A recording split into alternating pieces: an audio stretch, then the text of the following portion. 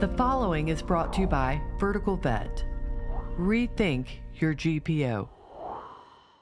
Hello again, Vertical Vet family. I am Dr. Ernie Ward, Chief Veterinary Officer for Vertical Vet, and it is my pleasure and honor to once again welcome you to another edition of Vet Med School. And this is the type of content that we bring to you that typically deals with clinical issues. And today we're going to talk about a topic that really doesn't get talked about enough, in my opinion, and that is workplace dangers, right? And so today we're really happy to bring you a special presentation that's sponsored by Virox, featuring my friend and colleague, Dr. Jennifer Chatfield. And it's called This Profession Can Kill You.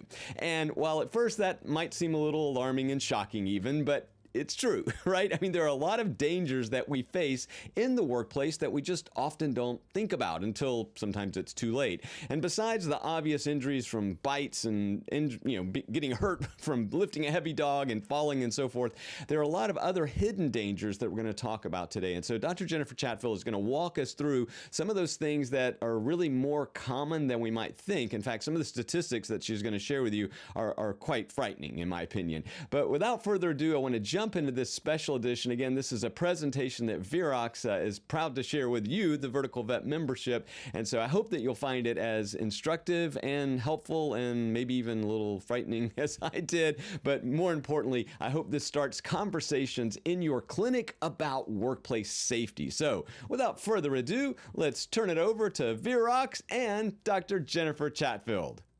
When picturing the most dangerous occupations, most people think of jobs like Evel Knievel stunt double or a deckhand on The Deadliest Catch. Depending on your age, you might picture the lion tamer at the circus. I would bet that most of us get pretty far down the list before arriving at veterinarian, or veterinary technician, or most anything having to do with veterinary practice. But after the incredible events of 2020, I'm speaking of the pandemic here, it might not be so shocking to find out just how close to the proverbial cliff's edge many of us walk every day. Because this profession can kill you. Let's start with some data, shall we? According to research published in 2005 in the International Archives of Occupational and Environmental Health, veterinarians and staff are estimated to file occupational health claims almost 3 times as often as human healthcare workers. And when only looking at severe accidents that resulted in a loss of work time greater than 3 days, the relative risk increased to almost 10 times as often as our human healthcare counterparts. 66% of those accidents reported by veterinarians and staff are due to scratches, bites, or kicks from animals. Now, I think that's pretty likely because while my Aunt Jill imagines all of my patients to be this, some of them are closer to this. And some of you may even see these. We're just talking accidents. We're not even talking diseases yet. Occupational disease claims are filed 2.7 times more often by veterinarians and their staff than by MDs. Occupational diseases filed most often concern the skin, followed by allergic respiratory diseases, and infectious diseases are almost 20%. In another article published in the Journal of the AVMA, among practitioners in Minnesota in 2012, nearly 30% had been infected with a zoonotic disease during their career. The list of documented zoonotic infections in veterinary professionals goes on and on, with some usual suspects: Salmonella, plague, Mrsa, what? Q fever? And that's a list from a 2015 publication. Imagine what it might include if the same investigation were performed today, post-pandemic. How are veterinary personnel most often being exposed to these pathogens? Well, nearly 60% of exposures are via contact. Yeah, we're touching gross stuff. And I think we should all be a little bit alarmed that more than 20% of those are by oral transmission.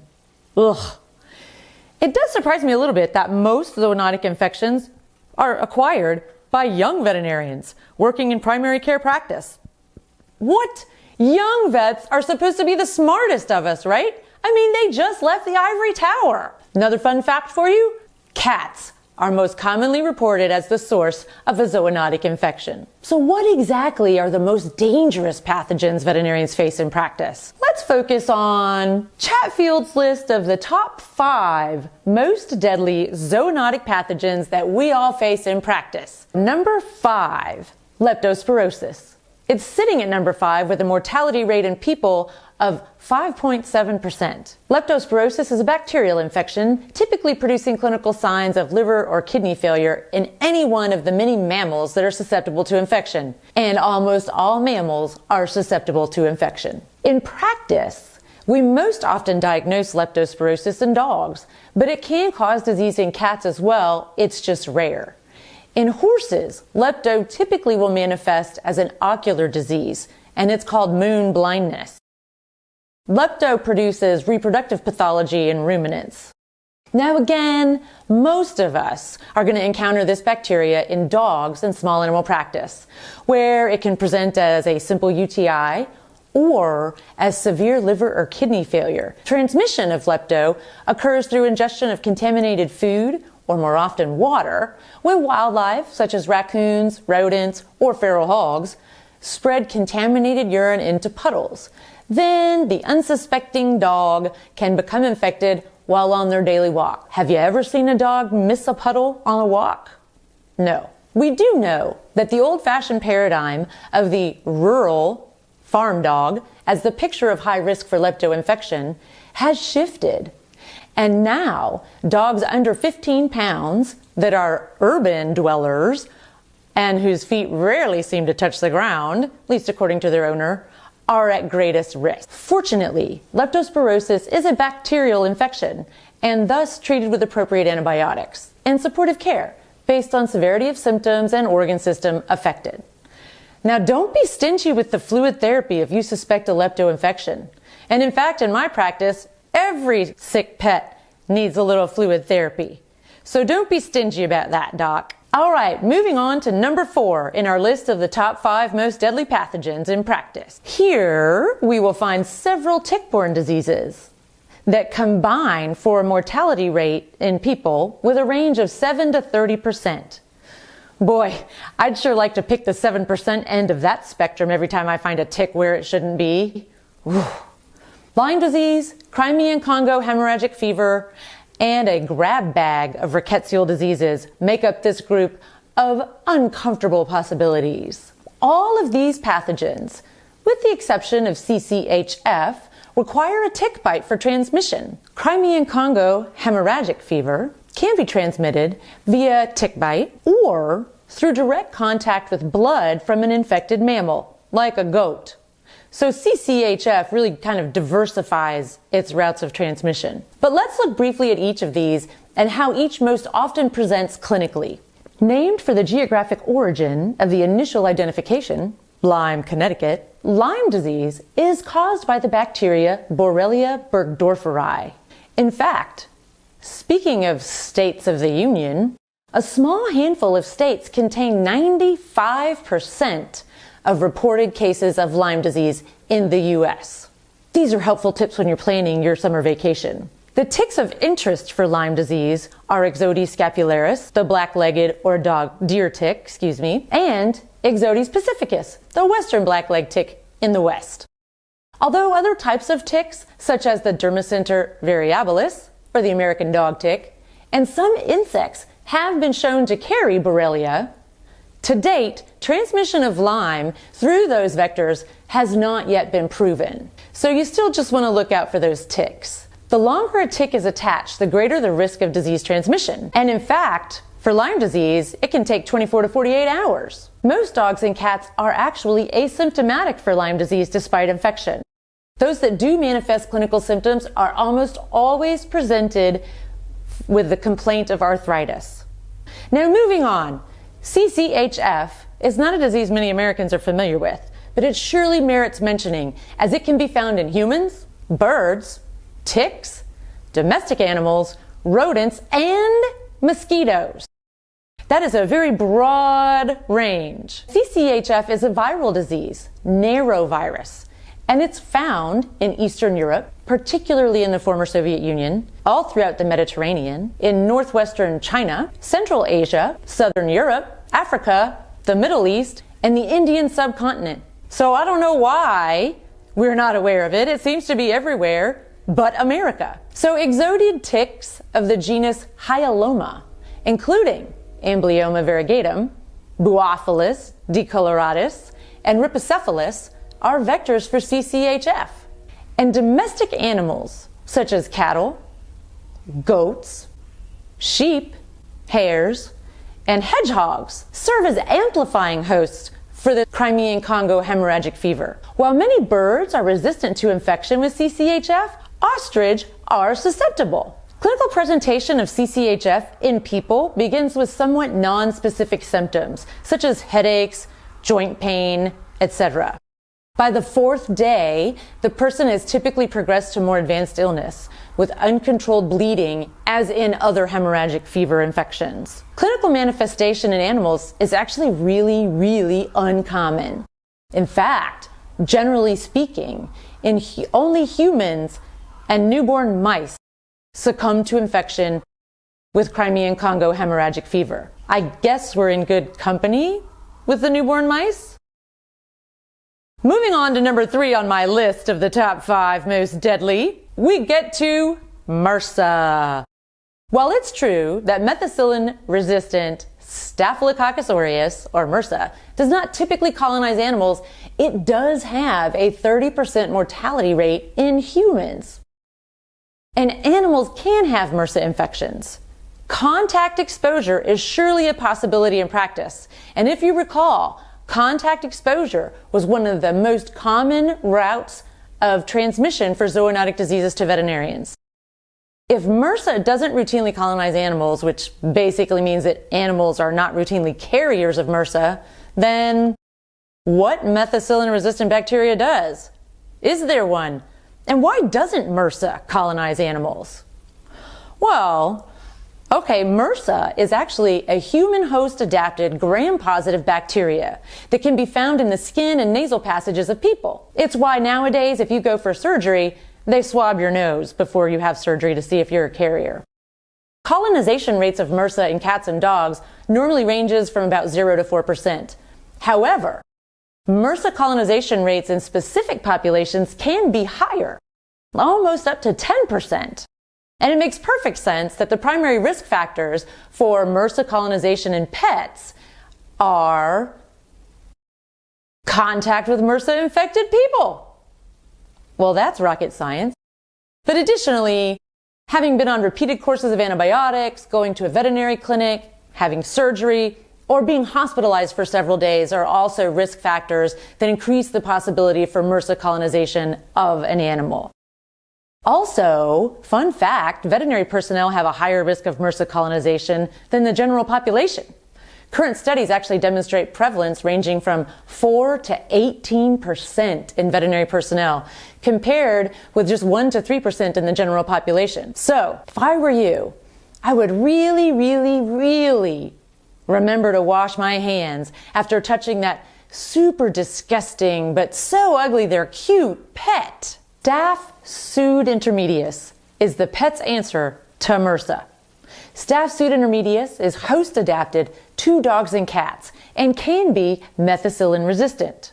However, colonization of people by MRSP is typically only transient, and human infections with MRSP is really rare. Okay, moving on to number 2. Number 2 is a couple of parasites. Okay, you knew we were not going to get through this without a couple of worms making the list. And it's a couple of doozies. So Baileys ascaris procyon and Toxoplasma gondii have a mortality rate of up to 40% in people. Boy, we are really getting up there with mortality rates. Yikes. Baileys ascaris procyon, or Baileys to friends, is also called the raccoon roundworm. The raccoon is the only definitive host of Baileys ascaris procyon. And in some areas of the US, in fact, more than 90% of adult raccoons are infected. So to be safe, I assume all raccoons are infected everywhere. but I presume a lot of things about raccoons and infectious diseases. So Balis is a roundworm, and the life cycle is pretty familiar to most of us. A couple of key facts to remember is that the eggs take 2 to 4 weeks to become infective once passed out by the raccoon. Thus, when one is presented a choice, always choose fresh raccoon feces. Also, remember that dogs have a habit of not just ingesting fecal material in the yard, but also rolling in it. Or at least that's my dogs do. So the eggs of Balis ascaris are actually really quite sticky and can be stuck in a pet's fur when they come into the house at night to jump into the bed with you. Ugh. While dogs may become infected, I have not yet found any cases clearly documenting human exposure from a dog. I have come across cases documenting infection in kinkajous, but the kinkajous didn't transmit it to their people either. So it doesn't seem like the dog is a big source of concern, but I wouldn't want to risk it with something like Balis. So now for Toxoplasma gondii. When I was growing up on the farm, I knew this parasite as the one that pregnant women get from cats.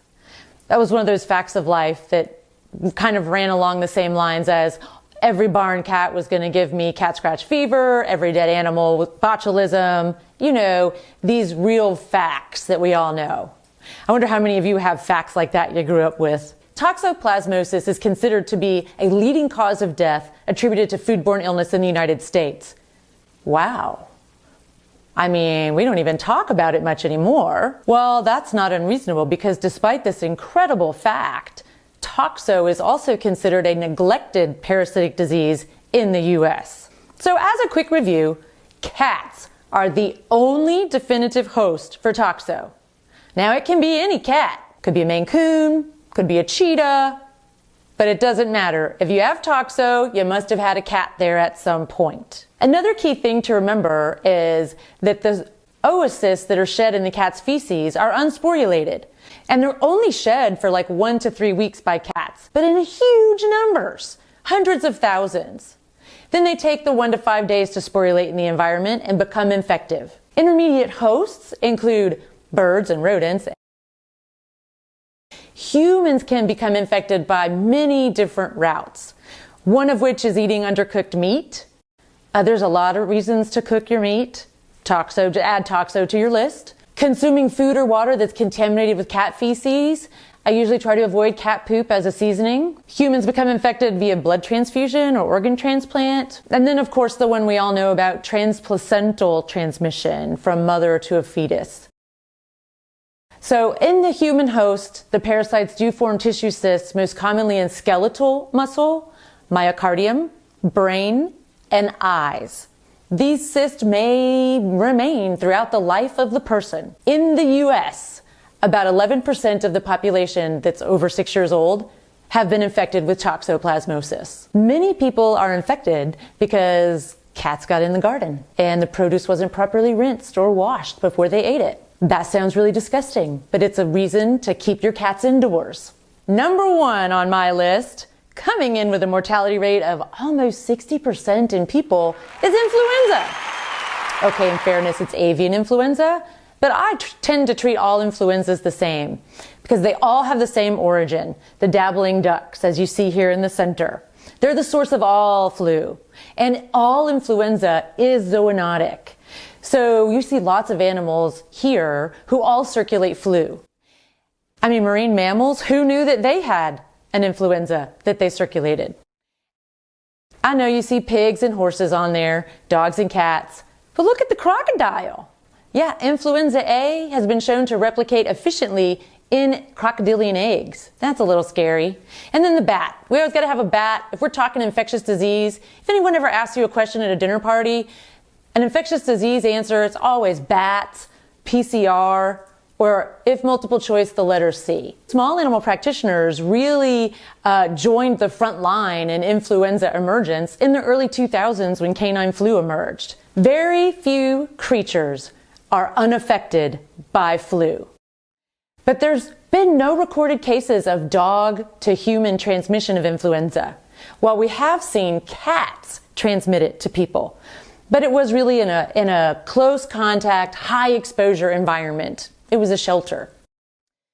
So there's some key concepts that really put flu at the top, and those things are antigenic drift. That's the mutation that's very small. It's responsible for seasonal flu changes. And then you have antigenic reassortment or shift. That's a bigger change. And that mutation can produce pandemic infection because it can give it the ability to infect a new host species. So a flu can drift from season to season, then reassort to produce illness in a new species.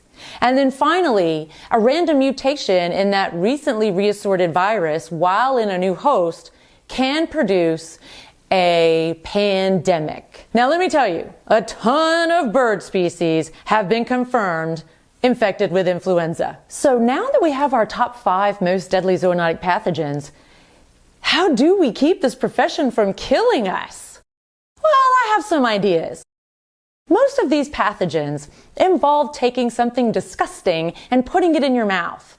So step 1, close your mouth at work. That could be actually great advice in many situations. Just close your mouth or cover it up. Masks are all the rage these days. Also, wash your hands correctly and often. I frequently find myself thinking, when was the last time I washed my hands? You need to wash your hands appropriately in between every single exam and let your staff have time to do the same. Keep food where it should be and out of where it should not be. Have a break room. Make a point to keep drinks and food in the food area. Not like this place. Use an appropriate disinfectant and use it appropriately. And by that I mean that contact time is a thing. And so read the label. Is it 6 minutes, 10 minutes, 30 seconds? You need to make sure you know what the contact time is for the disinfectant that you choose to use in your practice. Additionally, you must first clean the organic material before you can disinfect a surface. So all of these things that we're talking about, you should have a plan for that. That's called, get ready for it, an infection control plan. Yeah, and all of you right now at home, some of you are probably blushing thinking, oh my gosh, we don't have one of those, but you should get one. And it's not hard. I'm not suggesting you invent your own wheel or a better mousetrap. If you go to the website for the National Association of State and Public Health Veterinarians, they have a template there, doctor. And when I say template, what you should hear is editable Word document. All you have to do is download it and you can revise it. You can even slap your clinic logo on it. It's a really good template to use. And by the way, it's an infection control plan because we're not talking about biosecurity, even though that sounds a little bit sexier. That's not what we're talking about because biosecurity is what you need if you have no pathogens there and you want to keep them out. Infection control is what you use when you presume pathogens are already present, like in a clinic where sick animals come. Okay, so you're going to get an infection control plan and you're going to adhere to that infection control plan along with the staff that you work with so that you can keep yourself and your colleagues safe. And that is how we keep this profession from killing us.